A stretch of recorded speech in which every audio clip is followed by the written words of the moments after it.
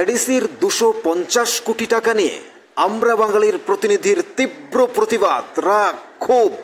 প্রাক্তন জঙ্গিদের 250 কোটি টাকা নিয়ে আমরা বাঙালির প্রতিনিধির বিস্ফোরক বক্তব্য এবং বিশ্রামগঞ্জের ঘটনা নিয়ে বাস ভাঙচুর এবং তিপ্রাসা বনের উপর যে হেনস্থা করা হয়েছে তা নিয়েও বিস্ফোরক বক্তব্য রাখলেন আমরা বাঙালির প্রতিনিধি। বাঙালি তিপ্রাসার মধ্যে এত রাজনৈতিক উত্তাপ কেন? বাঙালি জনজাতির মধ্যে এত দূরত্ব, রাজনৈতিক উত্তাপ এবং একে অন্যের মধ্যে অত্যাচার নিয়েও বিস্ফোরক বক্তব্য আমরা বাঙালির প্রতিনিধি গৌরাঙ্গ রুদ্রপালের। কি বললেন তিনি দেখুন, থাকুন নিউজ ত্রিপুরা ওয়ান চ্যানেলের সাথে। মামুল থেকে 80 জনের গণহত্যার পর উগ্রপন্থী সমস্যা সমাধানের নামে এই যে বারবার আত্মসমর্পণের নাটক মঞ্চস্থ হয়েছে, হাজার হাজার উগ্রপন্থীকে সারেন্ডার করানো হয়েছে এবং কোটি কোটি টাকা এই তাদেরকে পাইয়ে দেওয়া হয়েছে। শুধু টাকাই নয়, রাজনৈতিক পদ পাইয়ে দেওয়া হয়েছে, প্রশাসনিক পদ পাইয়ে দেওয়া হয়েছে এবং সমস্ত ক্ষেত্রে তাদের যা যা সুবিধার দরকার সবকিছু পাইয়ে দেওয়া হয়েছে। উগ্রপন্থী সমস্যার কি সমাধান হয়েছে? বামেরা বলেছিল আর উগ্রপন্থী নেই। তারপর আমরা দেখলাম জুট আমল, একই অবস্থা দেখলাম। বিজয় রামকলের সঙ্গে চুক্তি করে অনেক টাকা, শয়ে কোটি টাকা দেওয়া হয়েছে। ত্রিপুরার 3টা সিট শান্তির বাজার চলিলাম, প্রমোদনগরকে এসটি রিজার্ভ, বাঙালি মেজরিটি কিন্তু এসটি রিজার্ভ করা হয়েছে। আরো কত কিছু করা হয়েছে, সমস্যার সমাধান হয়েছে। তারপর আবার ফের বামেরা ফিরে আসলো, আবার একই নাটক মঞ্চস্থ হলো। যতদিন এরা ক্ষমতায় ছিল বারবার এইভাবে ত্রিপুরাতে অন্তত আমাদের যেটা হিসাব নামে বেনামে অন্তত 1010 8 থেকে 10,000 উগ্রপন্থী সারেন্ডার করেছে। আর এরা বলতো উগ্রপন্থী আছে 500-600। যাই হোক, এরপরে কি সমস্যার সমাধান হয়েছে? বলেছে বারবার আর উগ্রপন্থী নেই, একজনও নেই। সমাধান সব শেষ হয়ে গেছে, ত্রিপুরাতে শান্তি প্রতিষ্ঠা হয়েছে, ডেভেলপমেন্ট শুরু হয়েছে, ইত্যাদি ইত্যাদি। বর্তমানে চলছে বিজেপির আমল। এরা এসে উপজাতি উন্নয়নের নামে কারি কারি টাকা খরচা করছে, এডিসিতে খরচা হচ্ছে, সামগ্রিকভাবে খরচা হচ্ছে, বিভিন্ন প্যাকেজে খরচা হচ্ছে। বিভিন্ন সময়ে এই 7 বছরে অনেকবার বিভিন্ন প্যাকেজে টাকা দেওয়া হয়েছে। উগ্রপন্থী সমস্যার সমাধান হয়েছে? হয়নি। আবার প্যাকেজ 250 কোটি টাকার প্যাকেজ ওদেরকে দিল। আমাদের বক্তব্য এখানে স্পষ্ট, আমরা উপজাতিদেরকে আরো অর্থ দেওয়া হোক, আরো সুবিধা দেওয়া হোক, তাদেরকে উন্নয়নের প্রশ্নে যা করার দরকার করুক, আমাদের কোনো আপত্তি নেই। এটা আমরা বারবার বলেছি। কিন্তু এইভাবে যারা মানুষ খুন করেছে, বাঙালি খুন করেছে 80 জনের গণহত্যার পর থেকে 2000 সাল পর্যন্ত এবং এখনো চলছে মাঝে মধ্যে, যারা বাঙালি মা বোনকে ধর্ষণ করেছে, হাজার হাজার খুনের পর শয়ে বাঙালি মা বোনকে ধর্ষণ করেছে, যারা ত্রিপুরার লক্ষ লক্ষ এডিসি প্রত্যন্ত অঞ্চলের বাঙালিদের বাড়িঘর জ্বালিয়ে পুড়িয়ে কোটি কোটি টাকার সম্পদ ধ্বংস করেছে, যাদের আক্রমণের জন্য নিরাপত্তার প্রশ্নে এডিসি অঞ্চল থেকে লক্ষ লক্ষ বাঙালি বাড়িঘর ছেড়ে চলে এসেছিল, আজও বাড়িতে ফিরতে পারেনি, তাদের পুনর্বাসনের জন্য তো সরকার 1 টাকাও খরচা করা হয়নি, আজও ফিরতে পারেনি।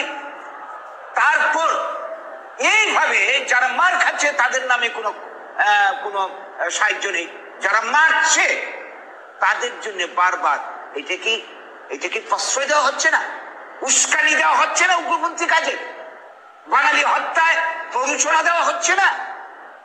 এর জন্যই তো এরা বারবার এই সুবিধাটা নিচ্ছে। এখনো কি এরা বলতে পারবে বর্তমান গভর্নমেন্ট যে এইটাই শেষ, আর কোনোদিন হবে না, বাঙালির উপর আর অত্যাচার হবে না, বা এই ধরনের খুন খারাপি হবে না? নিশ্চিত করে কি বলতে পারবে? আমরা জানি বলতে পারবে না। এই নাটক আগামী দিন আরো চলবে, কারণ এই গভর্নমেন্টের এই দুর্বলতার সুযোগ নিয়ে এই ভোটের কথা চিন্তা করে বামেরা উপজাতি দূষণ নীতি চালিয়ে গেছে, মাঝের জোট কংগ্রেস চালিয়ে গেছে, বর্তমানে তারাও চালিয়ে গেছে। ত্রিপুরাতে 30% ভোট ট্রাইবাল ভোট, 70% ভোট বাঙালি ভোট। বাঙালিদেরকে নিয়ে কেউ ভাবছে না, বাঙালি ভোটকে ফ্যাক্টরি মনে করছে না, অথচ বাঙালির ভোটে ত্রিপুরাতে যা কিছু হচ্ছে এই যে রাজনীতি, জঘন্য রাজনীতি, দূষণ নীতি, উপজাতি দূষণ নীতির মাধ্যমে বাঙালির সর্বনাশ করা হচ্ছে, এইটা চলতে পারে না। এবং আমরা যেটা বলতে চাই আজকের দিনে দাঁড়িয়ে, আপনারা লক্ষ্য করুন এই যে 2 দিন আগে বিশ্রামগঞ্জের ঘটনা, এই যে ঘটনা কিন্তু মানে প্রতিদিন চলছে না, কোথাও কোথাও ঘটনা চলছে। আমার পরবর্তী বক্তা আরো বলবেন। এই ঘটনার জন্য যে দোষী তাকে চিহ্নিত করে আইন অনুযায়ী যা শাস্তি দেওয়ার দিলে কারোর কোনো আপত্তি ছিল না, আপত্তি থাকার কথা নয়।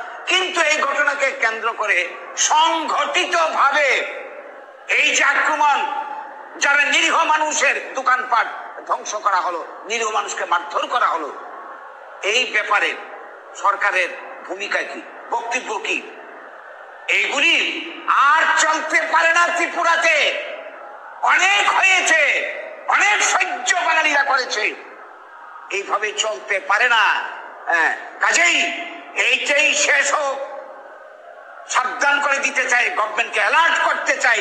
এবং এদের যারা মদতদাতা, আজকে দেখুন কংগ্রেস সিপিএমের ভূমিকা কি, এত বড় ঘটনা, এত ঘটনা ঘটছে, কি ভূমিকা, একই ভূমিকা, উপজাতি দূষণ, ভোটের রাজনীতি। অথচ এই ঘটনা আজকে 80 সালের পর থেকে চলে আসছে।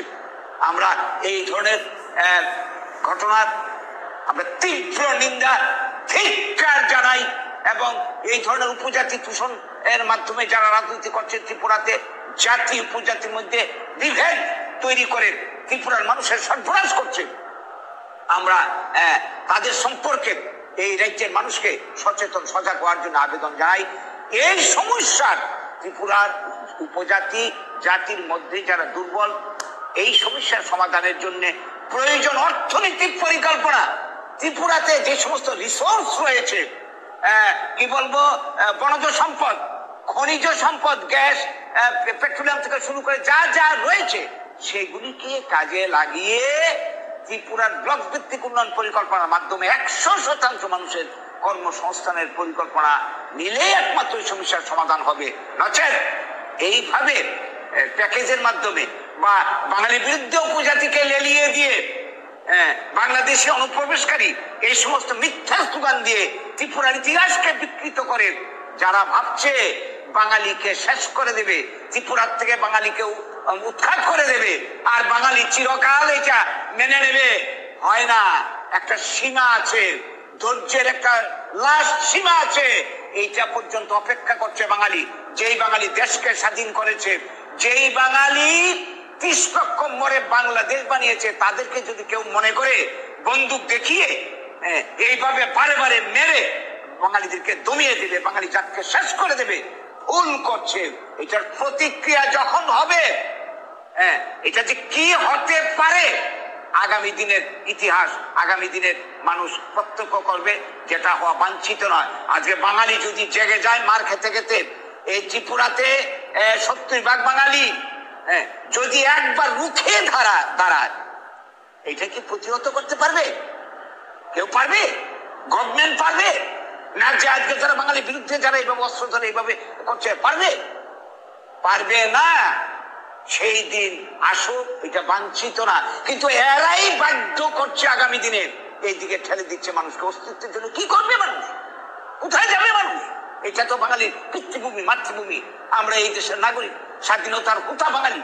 এই বাঙালির উপর এই আঘাত প্রত্যেকটা রাজনীতি দল পরিকল্পনা মাফিক এইভাবে বারবার আঘাত দেওয়া হচ্ছে। আমরা এটাকে সহ্য করবো না। আমরা আবেদন আমরা সবার কাছে করছি, আমরা সবাইকে মানে কি বলবো, বিবেক